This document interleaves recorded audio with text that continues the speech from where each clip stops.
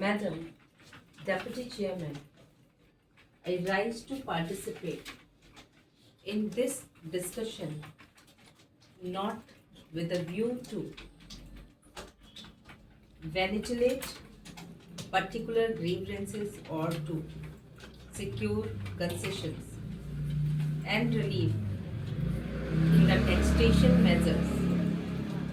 I am one of those who believe that there is no justification of additional taxation unless the conditions laid down by the Taxation Inquiry Commission are compelled with. It was a commission presided over by one less a person than John Mathai, one of our illustrious finance minister, and it laid down that there was no justification for any additional taxation unless we compelled with two or three conditions.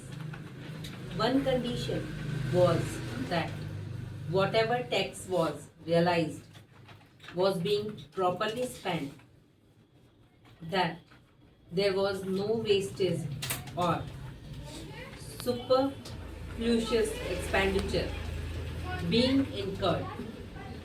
The Commission had pointed out that out of every rupee that was being raised by the government, 60 paisa were being spent on administration and about 20 paisa were being spent on social services, including education, etc.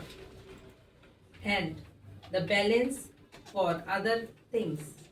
Another was that whatever tax was being imposed should be realized before we brought out measures for fresh taxation. They also had suggested that there was sufficient room for economy in all the ministries and departments, and effective steps should be taken forthwith to enforce the maximum possible economy in government expenditure. Now, we have before us this audit report for 1961-62, which was presented to the Lok Sabha on the 6th June and which came to my hands last night. And I have not been able to study it. I find that during the last 5 years, we have imposed additional taxation, and at the same time, our revenue expenditure has gone up by about rupees 42 crore. So, on the one hand, we say that we are raising this money, these taxes for the implementation of the plan, and for that reason, every chief minister and ministers go about saying that we want money for the implementation of the plan. But what are the facts? We find that the money that has been raised is being used for administrative purposes. So, it is not correct to say that. On the other hand, it is not proper because you must know that no plan, however well balanced and well thought out it may be can be implemented in a democratic setup unless you can enthuse the people. We have been depending either on foreign aid or on indirect taxation or defect financing. And more than once, I have pointed out that these measures will not help to enthuse the pupil, and unless the pupil are enthused, we will not have any successful result. So far as planning is concerned, now it is necessary. It is time that we should take stock of the situation, for we have had 14 years of freedom and 12 years of democratic rule and of planned economy. What are the results? I am not one of those who minimize our achievements. We have had some achievements which are remarkable, of which we can be proud. We have had 3 general elections and we can be proud of all this.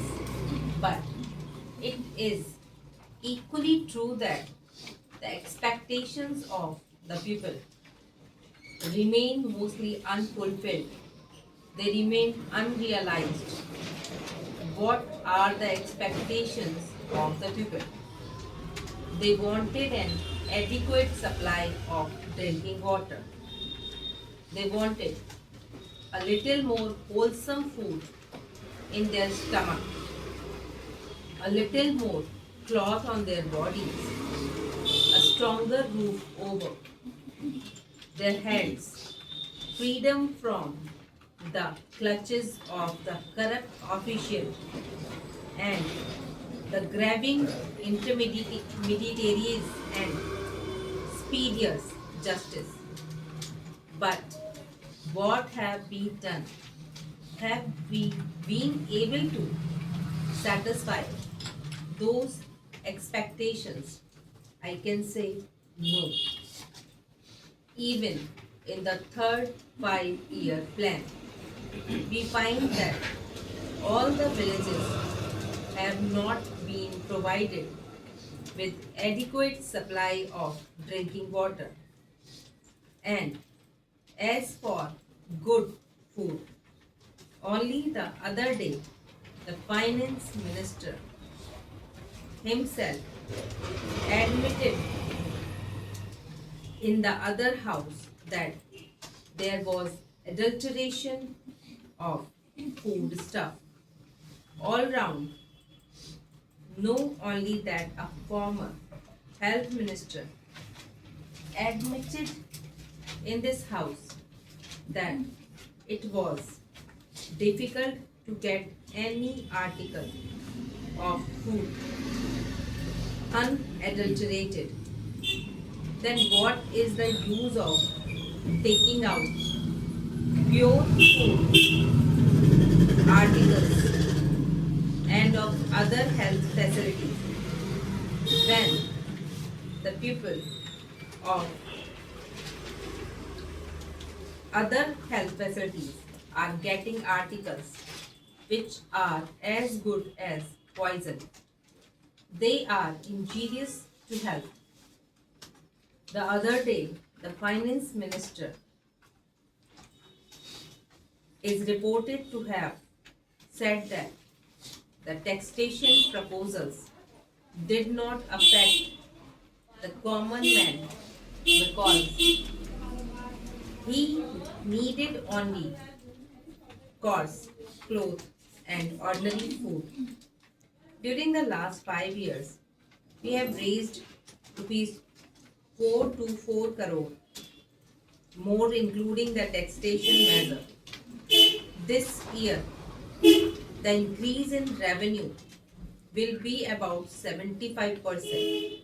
Since 1956, we have raised additional taxation to the tune of 75%, and during the 5-year pendency, this year the revenue expenditure has gone up by 85%. I would like to know how much of this amount has gone towards developmental expenditures and towards social services.